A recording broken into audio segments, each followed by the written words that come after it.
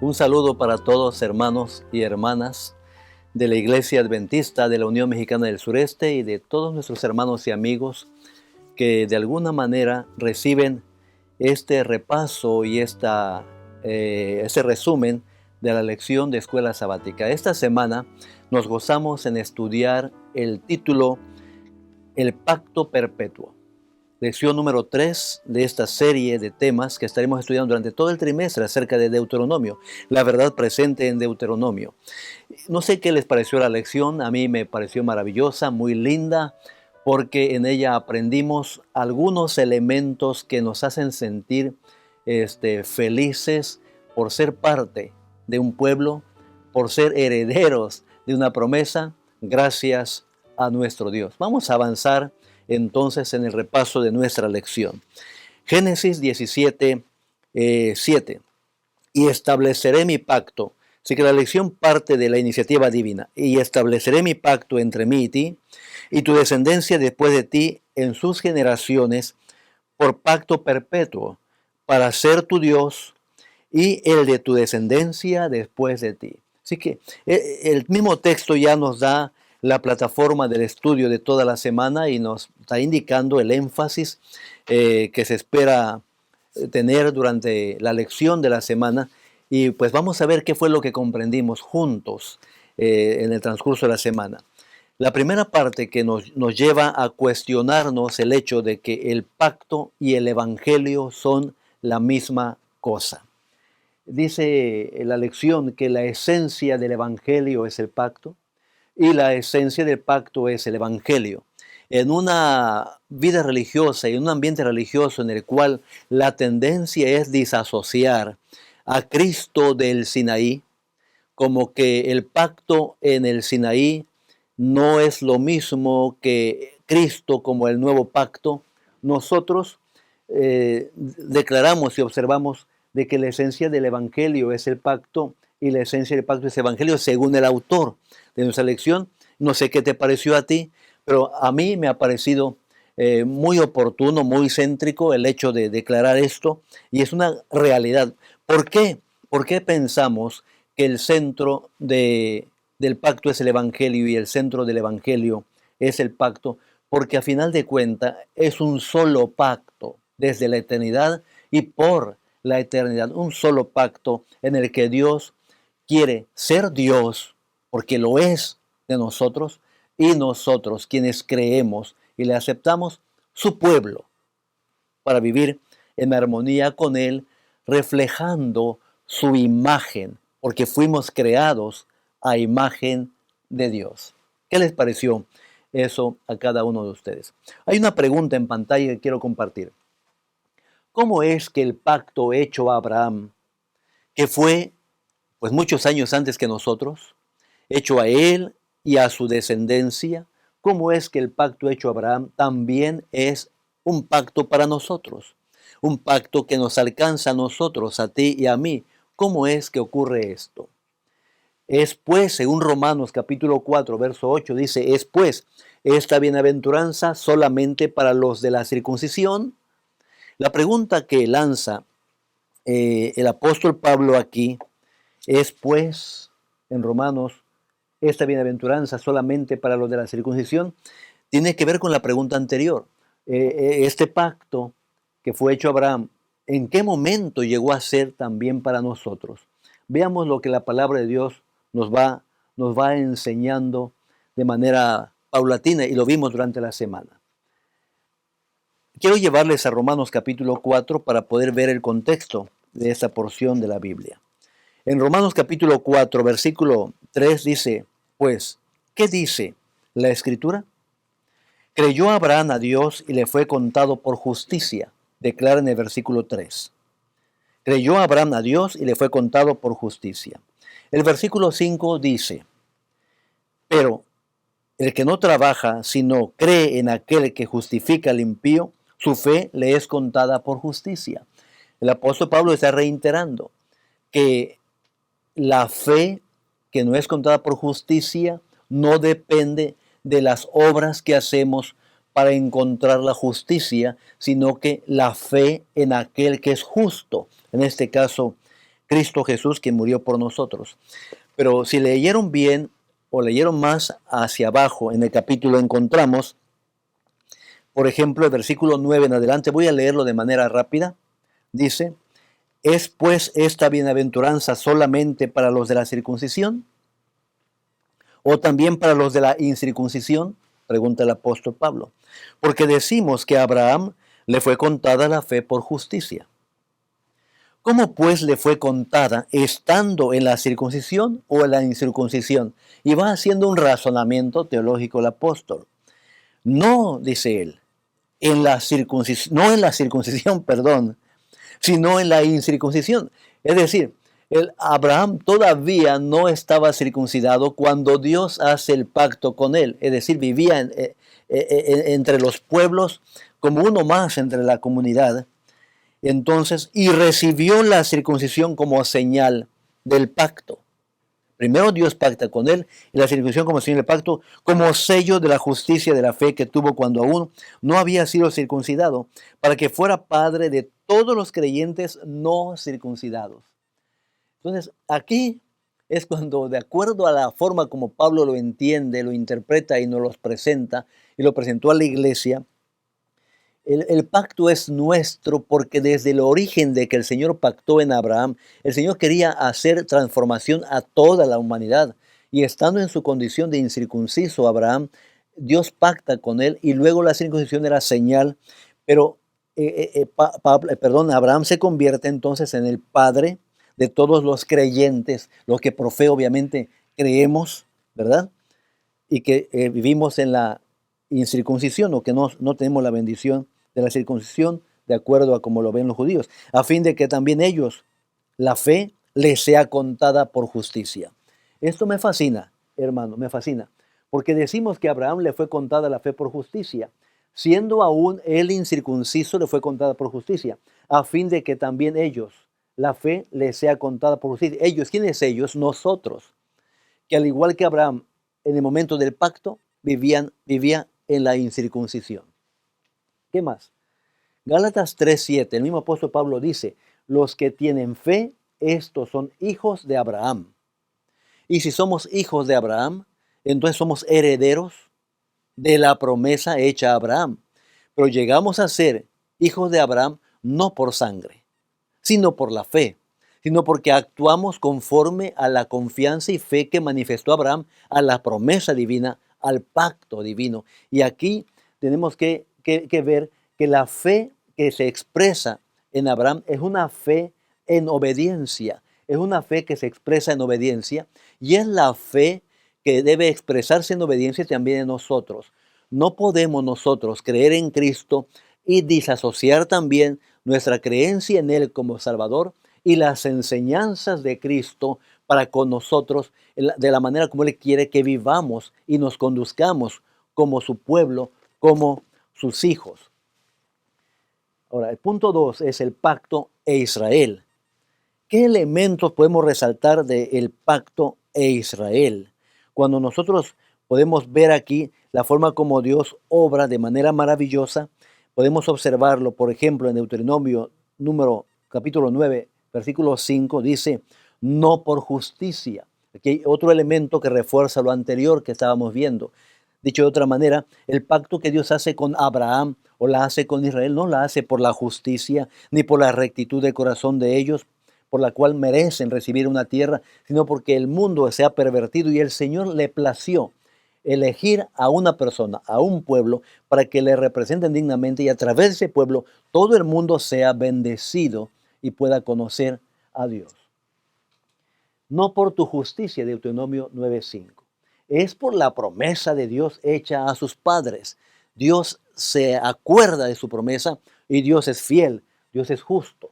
Por ejemplo, Éxodo 2:24. Aquí encontramos, a Dios le plació cumplir su promesa. ¿Qué fue lo que encontramos en Éxodo 2:24? Que el pueblo estaba sufriendo en Egipto, que el pueblo estaba rogando en Egipto y sube hasta el trono de la gracia del Señor el clamor del pueblo. Dios oyó el clamor del pueblo y entonces se acordó de su pacto y le place a Dios, le plació a Dios cumplir su promesa. Ahora, en el Sinaí, que es el lugar donde se manifiesta o se establece oficialmente este pacto en Éxodo capítulo 20, en el Sinaí, se observa que el centro del pacto es el Evangelio y la ley, los 10 mandamientos. El centro del pacto es el Evangelio. Ahora, ¿cómo podemos hablar de Evangelio si estamos hablando del Sinaí? Generalmente relacionamos Sinaí con los 10 mandamientos y muchas personas dicen eso ya pasó, ya se quitó, ya no es nuestro. Pero curiosamente el Evangelio está relacionado con la ley de Dios en el pacto del Sinaí. ¿De qué manera lo podemos percibir? Justamente en Éxodo 2:24, cuando el pueblo clama, llora, sufre y Dios se acuerda de su pacto.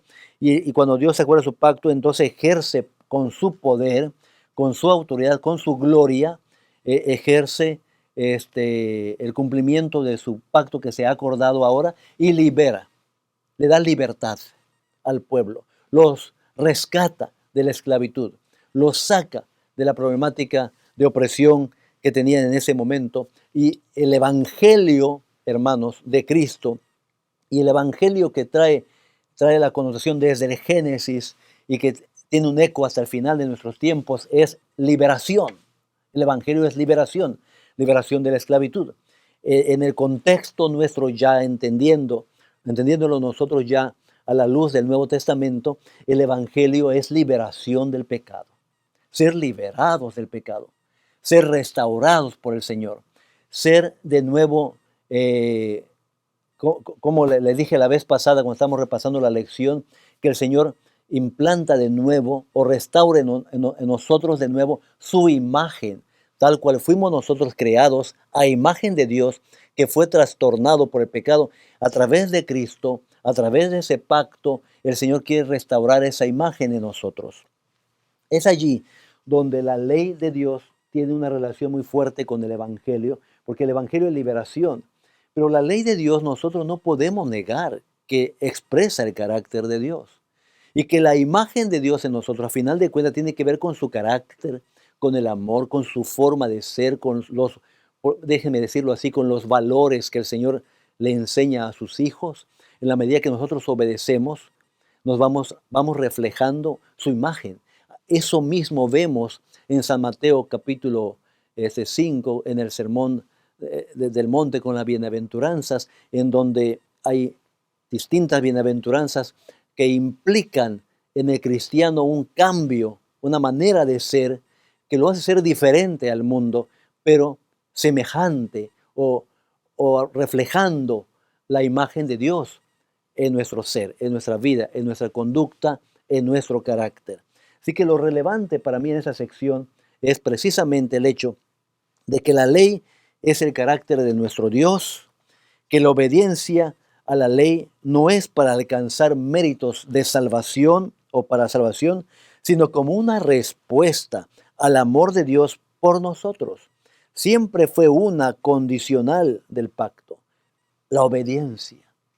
Siempre fue una condicional. Ahora, Deuteronomio es el libro del pacto. Y Deuteronomio 5, 1 al 21 nos da una serie de elementos que debe ayudarnos a comprender el propósito de este pacto. ¿Cómo entendemos entonces el pacto del Señor para con nosotros?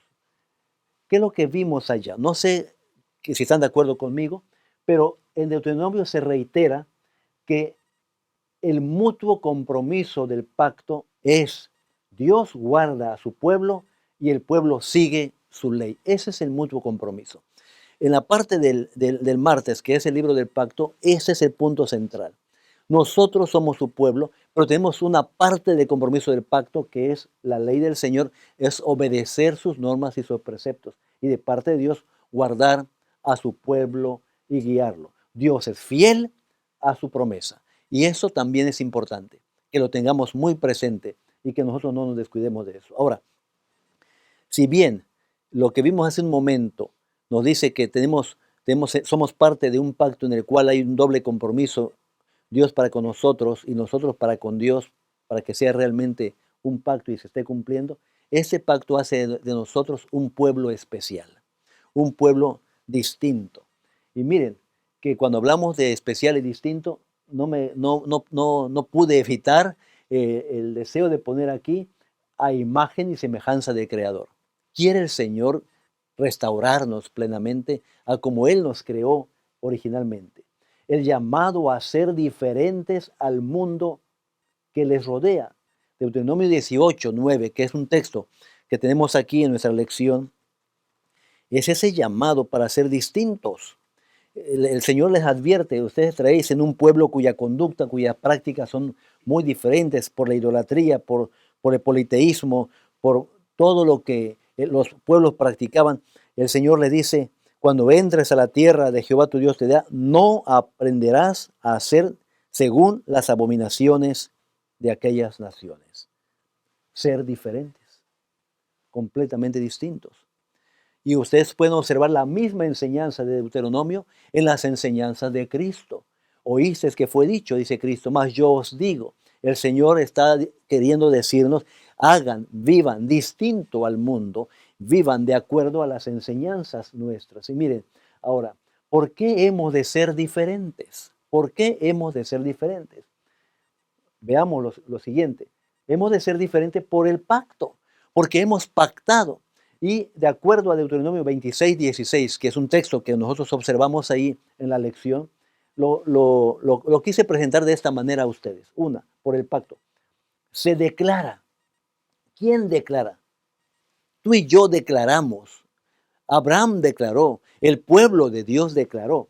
Jehová es mi Dios. ¿Está bien? Y también Dios declara. Tú eres mi pueblo. En esta declaración se está pactando, ¿se dan cuenta? Y entonces, por lo tanto, hoy, y se acuerdan que en la lección se enfatizó mucho una vez más la palabra hoy, cumple los estatutos y decretos. Hoy cumple los estatutos y decretos. Como has declarado que Jehová es tu Dios y Jehová declara que tú eres su pueblo, entonces hoy tú cumple los estatutos y decretos. Ahora, encontramos también, mis hermanos, que como pueblo de Dios tenemos esa función de ser diferentes, que ya lo mencionamos, en la predicación del Evangelio, en el compartir de la fe, en manifestar la imagen de Dios en nosotros para que el mundo sepa, para que el mundo vea.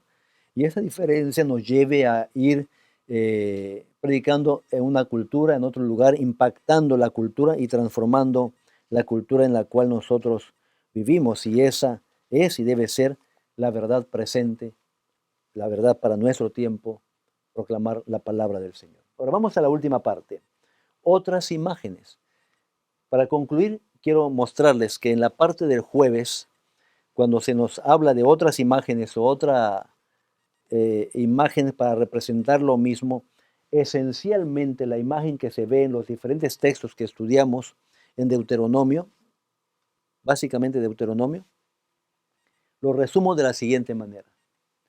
Padre, la imagen del Padre con su Hijo, la relación del Padre e Hijo, y el Hijo, por ser hijo del Padre, es heredero de las posesiones que el Padre quiere heredarle.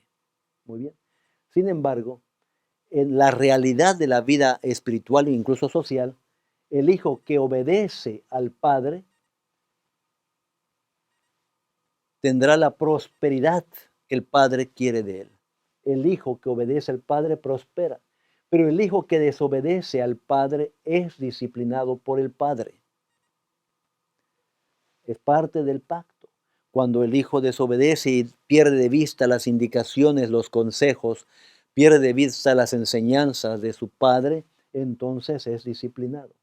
Ahora, hay un llamado constante del Padre que vimos en Deuteronomio. El llamado constante es precisamente, mi hijo eres tú, condúcete como tal. No sé si ustedes llegaron a una conclusión similar, pero el Señor nos está diciendo, tú eres mi hijo y quiero que te conduzcas como tal, representando mi enseñanza, representando mi imagen debidamente a la sociedad. Por otro lado, quiero terminar diciéndoles, hermanos, que el espíritu de servidumbre se engendra cuando se procura vivir de acuerdo con una religión legal. mediante esfuerzos para cumplir las demandas de la ley por nuestra propia fuerza. Solo hay esperanza para nosotros cuando nos ponemos bajo el pacto hecho con Abraham, que es el pacto de gracia por la fe en Cristo Jesús. Así que el pacto de Dios es el mismo, ayer, hoy y siempre. Miren, termino ya mencionándole lo siguiente. No sé si ustedes percibieron, pero les comparto lo que observé durante la semana y lo anoté aquí al margen. Dios pacta como divinidad de cómo habrían de redimir a la humanidad en caso de que la humanidad pecara. 2. A Adán se le promete redención cuando a final de cuentas pecó. Hay una promesa de redención. 3. A Noé se le libra de la destrucción porque Dios quiere salvarle para que a través de él se continúe el plan de salvación a la humanidad. 4. Abraham recibe la promesa a Dios. Dios le promete a Abraham lo que ya vimos esta mañana. En el Sinaí se confirma el pacto que el Señor hace con su pueblo porque él así le plació hacerlo. En Moab le recuerda al pueblo de nuevo el pacto antes de entrar a la Canaán, ya por segunda vez, cuando ya iban a entrar con Josué a la Canaán. En Moab les recuerda el pacto y en ese pacto está: yo soy tu Dios y al mismo tiempo obedece mis reglas hoy, obedece mis estatutos. Número 7. Cristo llega al mundo en cumplimiento del pacto y de sus promesas. Y número 8, el retorno pronto de Jesús por segunda vez se hará en cumplimiento a su pacto.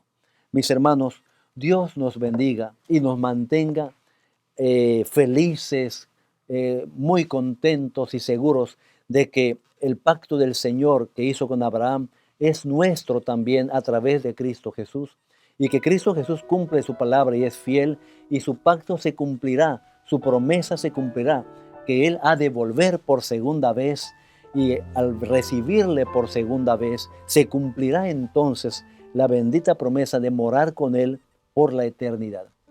Dios te bendiga, hermano y hermana, y te animo a estudiar la lección de escuela sabática esta nueva semana. Dios sea contigo hoy y siempre.